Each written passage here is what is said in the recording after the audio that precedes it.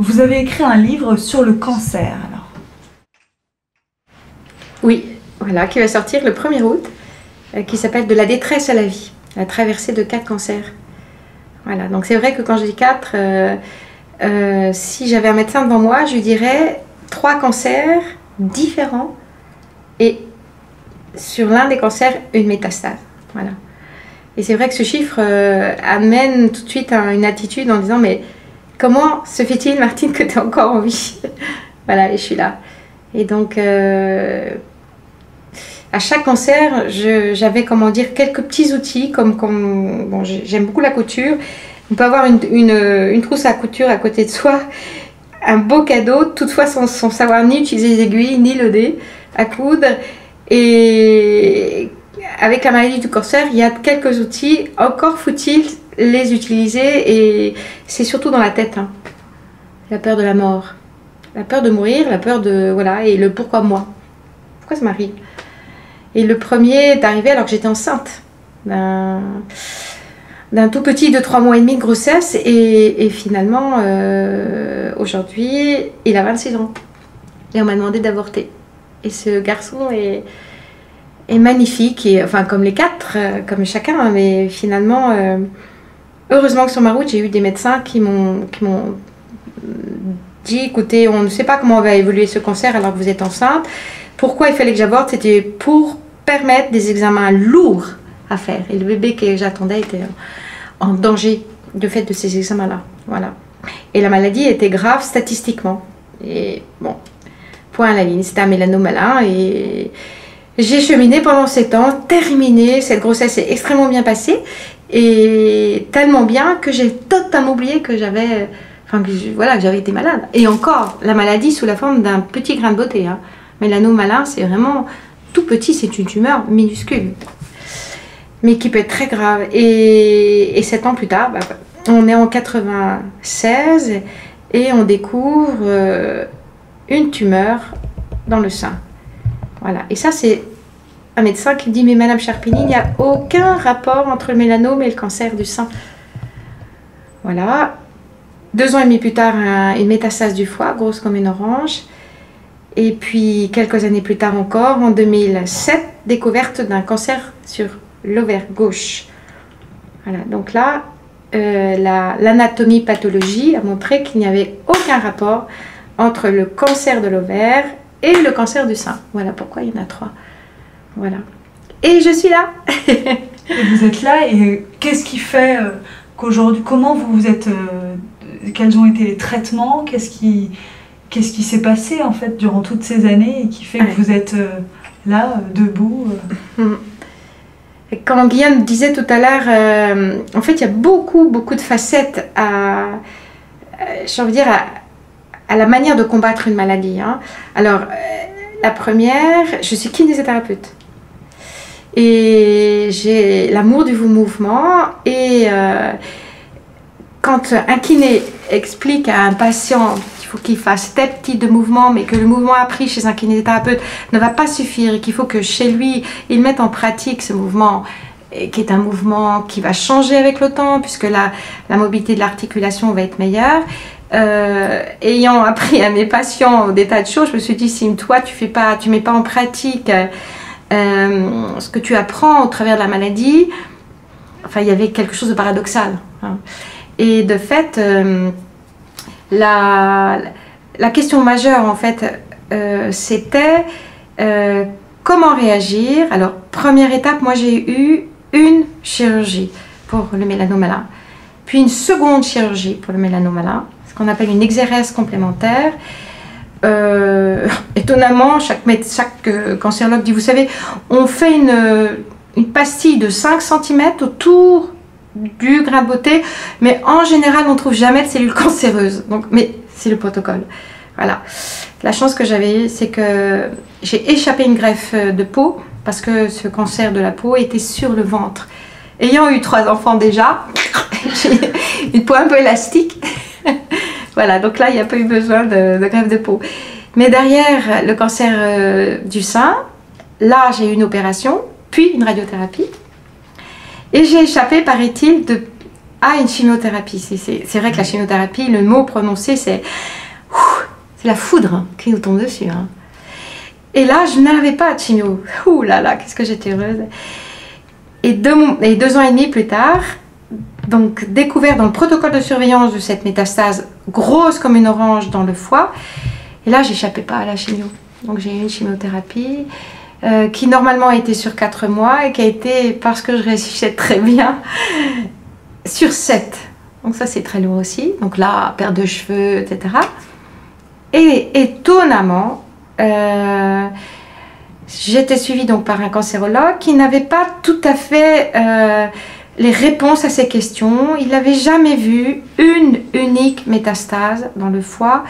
Et encore mieux, elle était seule et elle était complètement enserrée sur elle-même, donc opérable.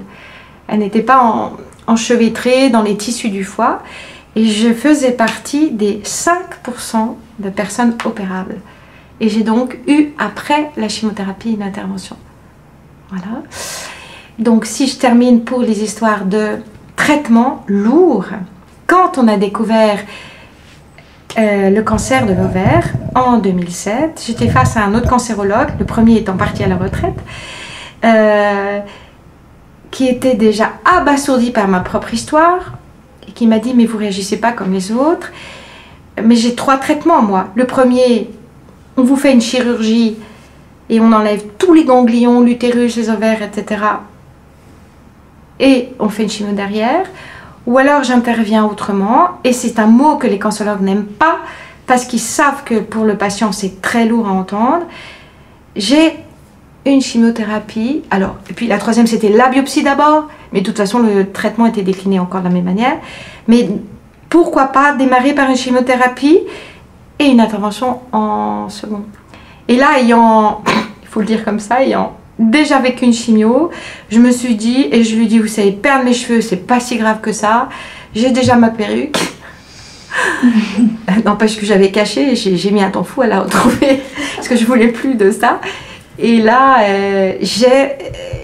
nous avons décidé, il faut dire ça comme ça, hein, avec ce cancérologue, eh bien, on va démarrer par la chimiothérapie. Voilà. Et le protocole a été arrêté au bout d'1 mois et demi parce que je répondais, ou mon corps répondait, ou quelque chose de mystérieux en moi, m'a dit le cancérologue, a fait que, en tant que cancérologue, il a pris la décision seul. Il m'a dit, surtout, faites pas publicité. Il connaît mon bouquin, il l'a lu.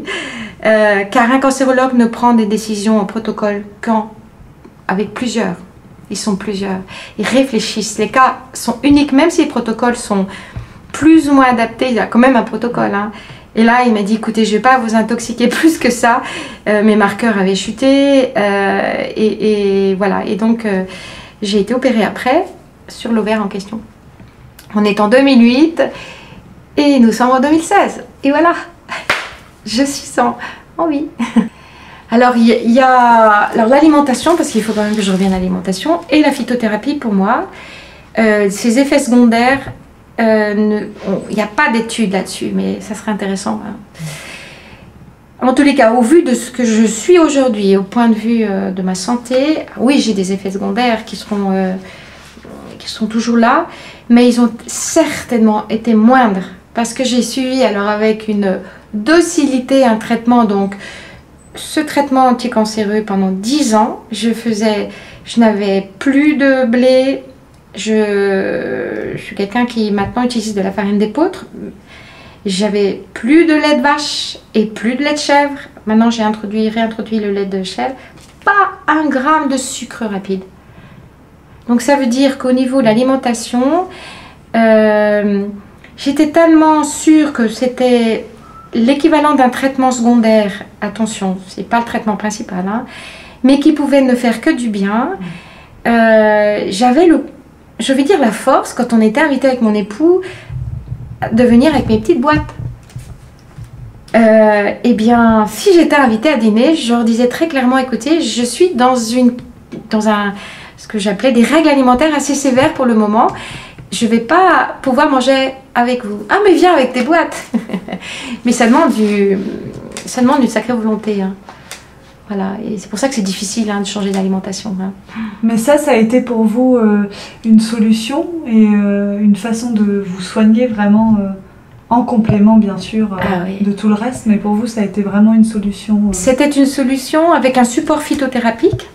Donc ce sont des médecins qui sont chercheurs aussi sur Paris et qui travaillent, qui sont des phytocliniciens, qui travaillent sur le rapport donc de la plante associée à l'alimentation classique, fruits et légumes. Et j'avais un support, et je suis sûre que ce support phytothérapeutique m'a... peut-être qu'en fait, je ne dis pas que c'était mon Dieu, mais je me disais, j'ai rien à perdre, et je voyais que je digérais beaucoup mieux. J'ai eu beaucoup de soucis avec les muqueuses. J'ai eu un assèchement gravissime des muqueuses, les yeux, le tympan, toutes les muqueuses des intestins. Et cet assèchement était lié à la chimiothérapie, aux inconvénients secondaires. Et je suis sûre que grâce à la phytothérapie, j'ai beaucoup plus rapidement pu accéder à... Et puis même, j'ai envie de dire, par exemple, la fraise. Alors, on n'a pas su pourquoi. J'avais une allergie à la fraise, mais j'étais malade comme un chien, bien avant les cancers. Et ces règles alimentaires ont nettoyé mon foie, mais au point où je me suis dit un jour, je vais réessayer ces fameux fruits rouges qui sont excellents pour la santé, et je verrai bien. Et j'étais surprise de ne plus faire du tout d'allergie aux fraises, alors qu'on n'a pas cherché à soigner l'allergie des fraises. Donc, ce que j'ai trouvé de merveilleux dans l'alimentation, c'est que j'ai découvert des goûts que je ne connaissais pas. Le curcuma, par exemple. Curcuma poivre, donc ça m'avait été conseillé.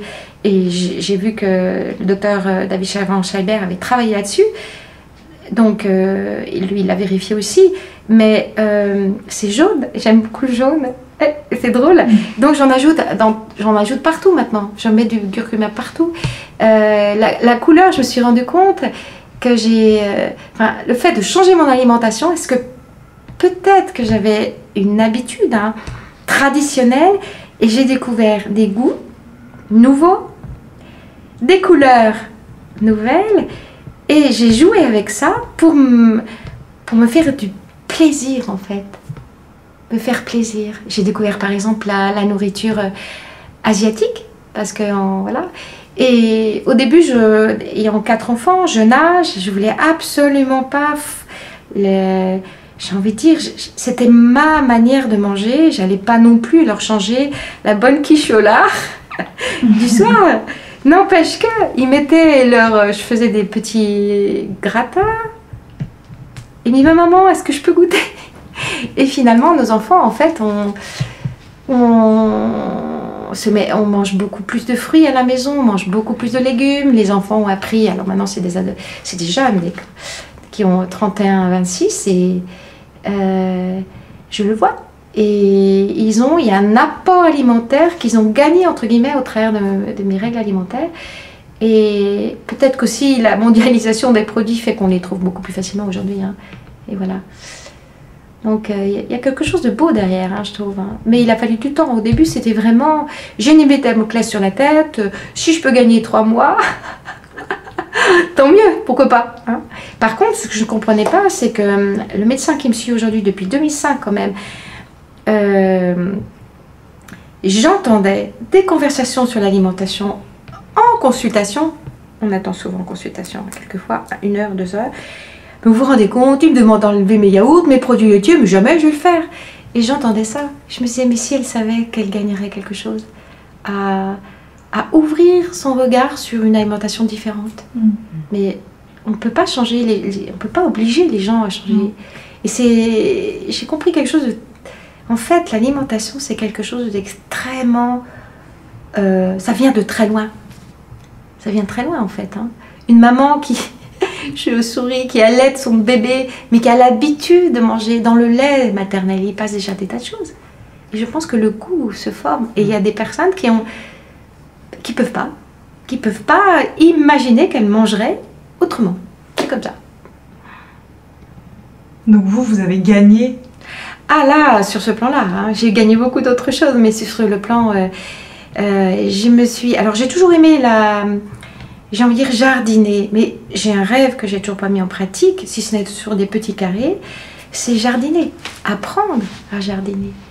Regarder ce que la terre donne comme produit. Enfin, dans la terre, il y a en fait, aujourd'hui, il y a cet élan écologique, mais je crois que derrière, c'est bien plus profond. Hein. C'est retrouver nos racines. Nous sommes quand même paysans, en fait, au démarrage. On a un corps qui est construit pour travailler la terre. Hein. Et je pense que ça touche plus loin. Alors, je basculerai pas dans ce que beaucoup de courants, enfin, dans lesquels, beaucoup de courants basculent, c'est, on va dire, Gaïa, la terre, avec un grand G et un grand T, et finalement mettre la terre un peu comme une idole. Et pour côtoyer avec mon métier de kiné, des gens où le corps est premier, où l'alimentation est première, attention, à ne pas basculer dans un excès. Oui, c'est important l'alimentation. Oui, l'hygiène de vie est importante, mais c'est pas ça qui va me... Enfin, en tout cas pour ma part, je suis guérie aujourd'hui, mais c'est une guérison qui est verticale. C'est beaucoup plus profond que... Mais ça, en même temps, j'ai gagné à aimer mon quotidien. Quand je bois une eau pétillante comme là, ce qu'on vient de faire, je la goûte. Avant, je faisais pas attention. Je prends beaucoup plus de temps à la saveur. Je faisais pas attention avant. Hein. Je suis pas du tout quelqu'un qui était porté sur ces choses-là. Hein. Et vous avez été suivi pour justement suivre ce régime? Ah oui, suivi très sérieusement. Mon dossier était... partait toujours chez un chercheur dont j'ai jamais vu la tête, hein, qui regardait avec des prises de sang variées, des recherches très précises dont je ne pourrais pas vous dire aujourd'hui les noms, mais au niveau chimique, en sachant ce que je mangeais. Alors je ne faisais pas un détail précis, mais je faisais une cure de melon riz, une cure de pommes sardines, etc. Et il savait à quelle période de l'année je le faisais. Et il l'orientait, donc la cancérologue qui me suivait, elle avait un rapport de ce chercheur et elle me disait, il faudrait que voilà, vous orientiez plus votre alimentation là, plus que là en fait. Hein. Voilà. En fait, c'est vrai que mon métier me permettait de beaucoup écouter et j'avais en 80, alors j'ai perdu une maman qui est décédée en 85 et j'étais déjà intéressée par l'alimentation en 85. Maman avait un cancer des intestins et donc où elle a eu quand même un intestin grêle très abîmé et on est en 83 là et en lisant je voyais bien mais il n'y avait aucune aucune recherche. Mais je sentais qu'il y avait quelque chose de vrai sur le plan de l'alimentation. Et je n'avais pas d'outils dans ces années-là. Quand il m'est arrivé cette métastase du foie là, qui m'est tombée sur la tête, j'ai posé la question à ce médecin généraliste, mais j'aimerais être suivie par quelqu'un qui pourrait vraiment, par un apport alimentaire et pourquoi pas de plantes. Et elle me dit, c'est drôle que vous me parliez car je suis une patiente qui souffre d'un cancer et elle est suivie à Paris par tel médecin. Si ça vous intéresse, je peux vous donner le nom de ce médecin-là. Voilà. Et c'était une cancérologue et finalement, c'est comme ça que j'ai découvert en fait, hein, cette alimentation-là. Mais ils sont peu nombreux et Guillaume insistait sur quelque chose, sur ce cloisonnement des médecins. Ce sont des médecins qui souvent, malheureusement, sont seuls. Ils sont chercheurs. Alors j'entends, ils sont peut-être 8, 10, mais... Heureusement, en 2016, on parle plus facilement d'alimentation, notamment fruits et légumes, et là, on est encore en 99. Et certains d'entre eux, pour un mot malheureux, mal compris, du fait de dire cette chimiothérapie ne vous conviendra pas, madame, il vaut mieux que vous en changiez. Ce médecin-là a été arrêté, enfin, l'ordre des médecins lui a demandé de ne plus bosser pendant 3 ans. C'est un chercheur. Et c'est lui qui m'a... Enfin, j'ai envie de dire... Je ne vais pas dire qu'il m'a sauvé la vie, mais il m'a ouvert une porte, à mes yeux, indispensable sur la valeur de l'alimentation qui donne, et surtout maintenant, aujourd'hui, en 2016, pour ma part, c'est, j'anticipe pas, attention, un autre cancer, hein, parce que j'y pense pas, mais je donne des forces à mon corps pour qu'il ait ce qui est nécessaire si j'ai des cellules cancéreuses qui se développent, parce qu'on ne sait toujours pas pourquoi elles se développent, c'est-à-dire que je pense que l'alimentation organise dans mon corps aujourd'hui de bien meilleurs outils de défense que je n'avais avant. C'est ça l'intérêt de l'alimentation, je pense. Hein. Merci.